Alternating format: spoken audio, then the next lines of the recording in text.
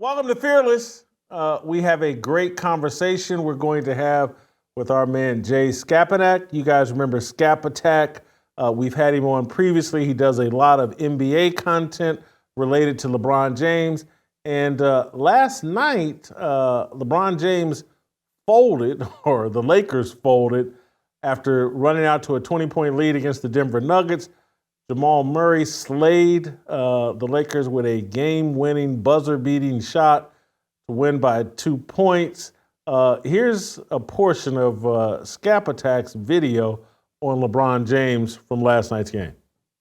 But after Jamal Murray answered with a 20-footer at the other end, it was time for the alleged and self-proclaimed GOAT to put this one away once and for all. And after LeBron got away with an offensive foul with the extension and the push-off here, he had a seeming eternity to think this shot over. And with only 14 seconds remaining, released a wide-open three-pointer, which would have evened this series heading back to LA. But as James continues to do, time and time again in the clutch, predictably, he choked yet again, while Jamal Murray would hit the legendary buzzer beater over AD at the other end. And yet again, the Denver Nuggets have beaten the LA Lakers. Not 5, not 6, not 7. Not 8, not 9, but 10 times. 10! Anthony Davis looked a hell of a lot like the best player on the floor for either team most of the game, a game where he shared the court with the soon-to-be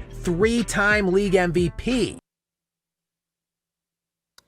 All right, Skap, welcome back to the show.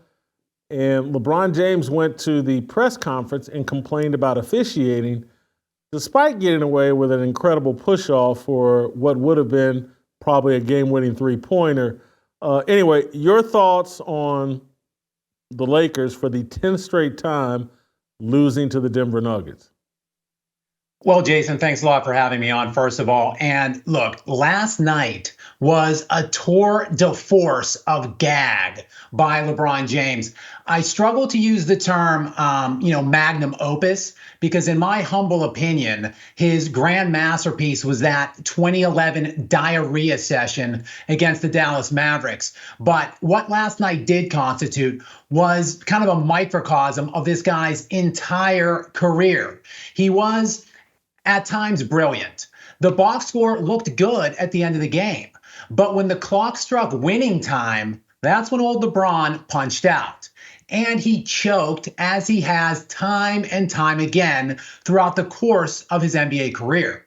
And look, now the Lakers, who are as talented as virtually any team from a roster standpoint in the NBA, are faced with the prospect of yet another early round exit.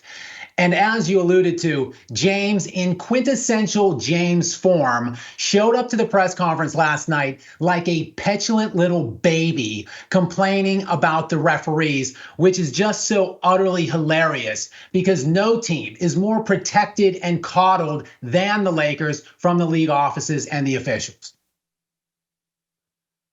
Jay, Skap, how much of this is LeBron James? How much of it is Darvin Ham? Is he overmatched as a head coach? Because again, you argue, and is correct, the Lakers are talented, but they had to play a play-in game, and now they may exit the playoffs in the first round. How much of this is James? How much of this is like James's insistence on never partnering with a great coach throughout his career? How much of this falls on Ham? Well, Jason, the Lakers are extraordinarily talented. There is no team in the NBA that will have 2 players selected to an All-NBA team this year. Anthony Davis is an absolute lock for the second team. In my estimation, LeBron would be like a fringe third-team guy, but his adoring media will be putting him in the second team as well. So what you're telling me is they have 2 top 10 NBA players. No other team will have 2 players selected to any of the top 3 teams. They have D'Angelo Russell, who had a good year, averaging 18 points per game, 6 assists on the year. He was fantastic last night. And, people will say, oh, he's 39 years old. Yet he's going to be an all-NBA team selected player, probably, like I said, a second team member. And this is a guy who has continually insinuated himself into these GOAT conversations. He's doing this to himself. He is elevating the bar. That's a game he has to get home. They have a 20-point lead in it. Anthony Davis made 11 of his first 12 shots. 14 of his first 15. Did he gas out maybe from Nikola Jokic defending him throughout the course of the game? Potentially. But that is incumbent on LeBron James to make sure he gets more than 4 shots from the 7.5-minute mark of the third quarter all the way to the end of that game. Heavy is the head that wears the crown. And LeBron James thinks he's the GOAT. He calls himself the GOAT. He wants to be thought of as the GOAT. That's a game he has to get closed. And as you know, the true mark of a great player is making his teammates great. LeBron James has been surrounded by greatness on virtually every team he's been on since he was 26 years old, and he routinely destroys these great players. He makes them worse. Sure, Darvin Ham is outmatched, but this game and the failures of the Lakers throughout basically the last 6 years. This will be the 4th time in his 6-year tenure, if they lose in this first round, that they have either not missed the playoffs or they've lost in the first round. This is on LeBron James. Do you think this series is over? I mean, they've just basically lost 2 games that they were expected to lose. They're at Denver. If they win game 3, maybe this series isn't over. I mean, again, they've lost to them 10 straight times. It's hard to see them beating them 4 of the next, what do they have to beat them? 4 of the next 6 games or 4 of the next 5 games? 4 out of the next 5. Well, and look, barring anything, you never want to say something's over because there could be some substantial unforeseen injury which might occur. But barring that, this series is definitively over.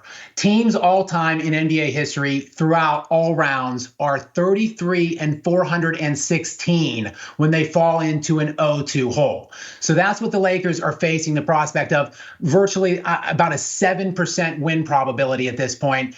And it's coming against a team that has beaten them 10 consecutive times. Now they have to beat that team 4 times in the next 5.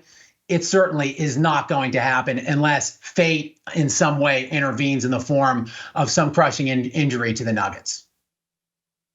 What do you think happens next year? Is LeBron committed to the Lakers for the remainder of his career? You know, I think that he is. He had the opportunity to seek a trade at this deadline. If you believe the reports and his boy, Rich Paul, the Warriors were kicking the tires on a potential trade at the deadline to bring him into Golden State and pair him with Steph Curry. And they declined that move. And if you caught Rich Paul's comments in the days following that alleged trade, when the trade deadline came and went, Rich Paul essentially was verbalizing where he and LeBron believe that LeBron is, that he's already done everything that he has to do. They think that he's already answered all of the questions, that he's all ready to go. Regardless, winning isn't even really a significant thing to these guys anymore. That's how pathetic, delusional, and brainwashed they are. But in lieu of being able to win, why not just sit atop his perch in the media empire that he's built for himself in LA and have them, that pathetic disgrace of an organization that they have become in recent years, kowtowing and acquiescing to every demand of this guy. They're going to draft his kid if that's what he wants, and pair Bronny with LeBron. You know, how many other organizations are willing to flush their seasons down the toilet and bend the knee to this guy? You know, it looks like Jeannie Buss is willing to do so for the foreseeable future. And look, Anthony Davis, when he is on the floor, is a top 10 player in the NBA. He's going to be second team All-NBA. He's going to be first team All-NBA defense. Why not stay on the team with this guy and continue to just soak in the greatest deal any athlete has ever had in the history of sports? He gets all of the credit when this team has success and none of the blame when it fails. Cap, when this series closes, we'll have you back. whether it's the Lakers closing it out or the Nuggets. But we'll have you back. Thank you for the insight. We appreciate it. We want to thank Good Ranchers. You can lock in your price until 2026. When you subscribe to any of their boxes of 100% American meat and seafood, use my promo code FEARLESS at goodranchers.com and save 10%. Thanks for watching. If you enjoyed that video, be sure to hit the like button and subscribe so you never miss a moment of Fearless.